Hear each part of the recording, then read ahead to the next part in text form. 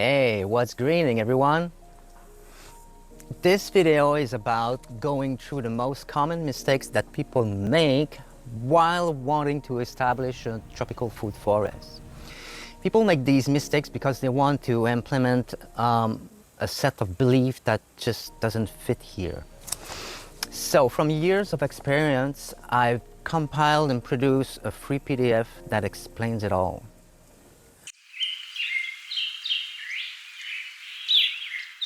There's a real transformation that awaits genuine tropical dreamers when they start to understand the ecology behind the establishment of a forest or the establishment of a tropical food forest, when they understand that there's hundreds of species that are organizing themselves in an ecosystem in cooperation, and they do that while investing the space, and they're doing it in sequences in time.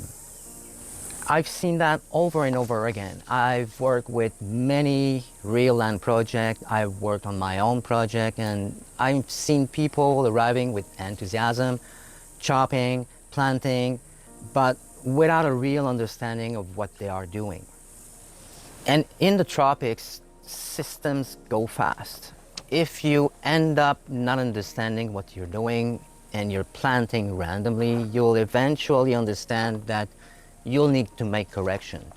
And when your system is established, when your trees have grown, it's too late. You cannot move them around at will.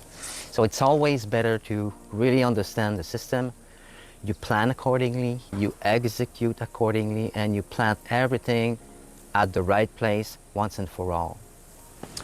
Okay, let's go through the mistake one by one. So the first mistake is planting without structure. So we need to understand something, that a tropical food forest is just a biomimicry of a natural forest. And to understand how a forest works, let's go a little bit back in time and observe a forest that will grow from, let's say, an abandoned cultivated field. When a field is abandoned and is left to itself, you will notice that there's a succession of different species of plants that will establish and thrive in time, and that will prepare the ground for the next stage of the other group of species that will grow, up to a point where you end up with a climax forest where a great quantity of different species are established in different strata, and the whole will work in cooperation instead of competition.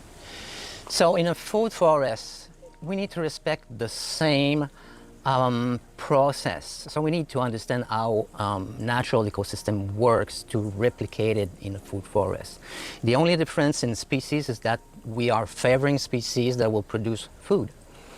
So a food forest, if we plant randomly, what would happen is that if we are not respecting the final space that every species will take, and every species will take in height or in distance, we will create competition, and competition for light, competition for water, for space in the ground.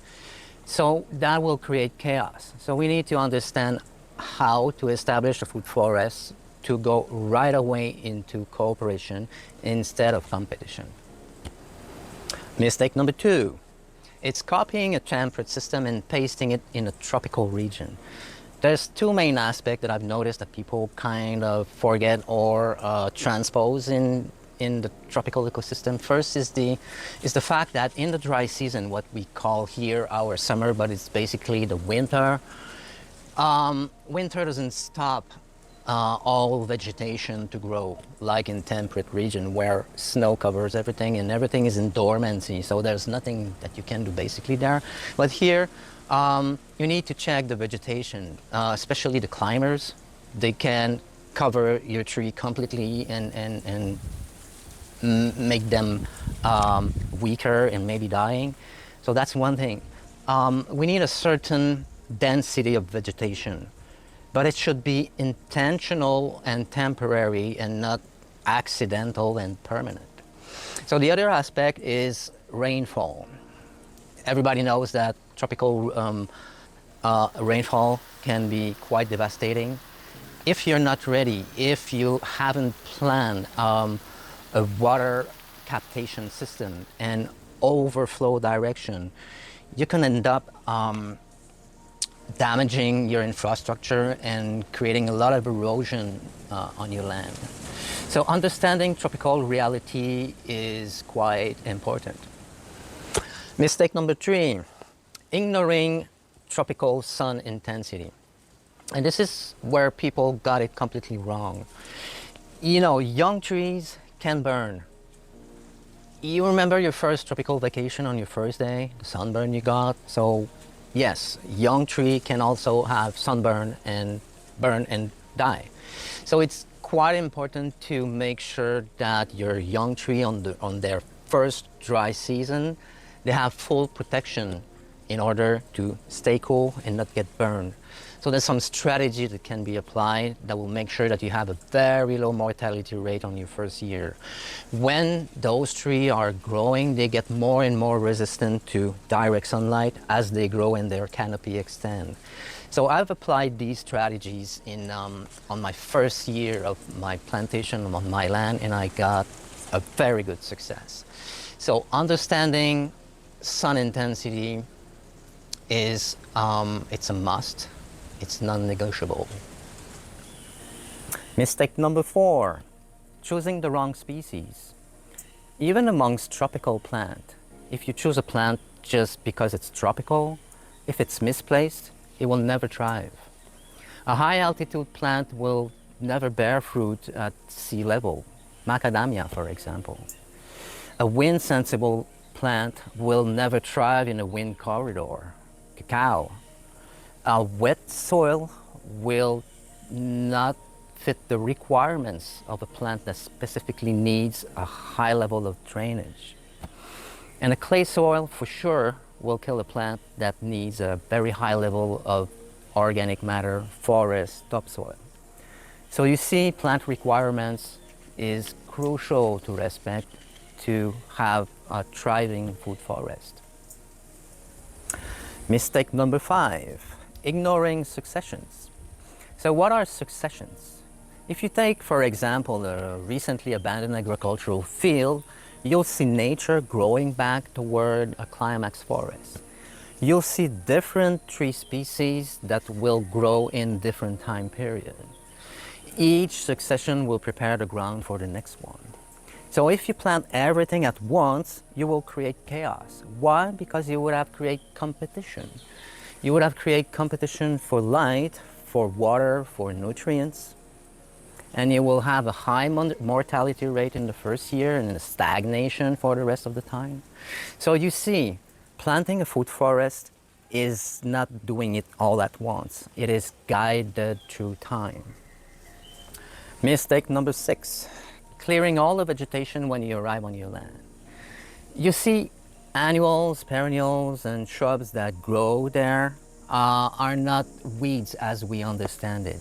They are basically nature's plan to heal your land, and the first stage of a series of succession that will drive the whole space toward a climax food forest.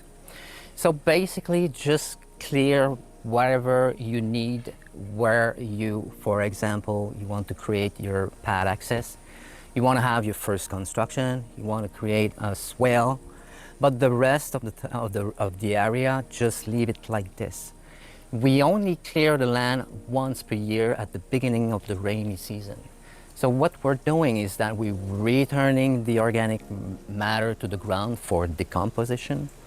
And soon after, the new vegetation start to grow, the annual, the perennials, and the rest, up hopefully to the height of your newly planted fruit trees.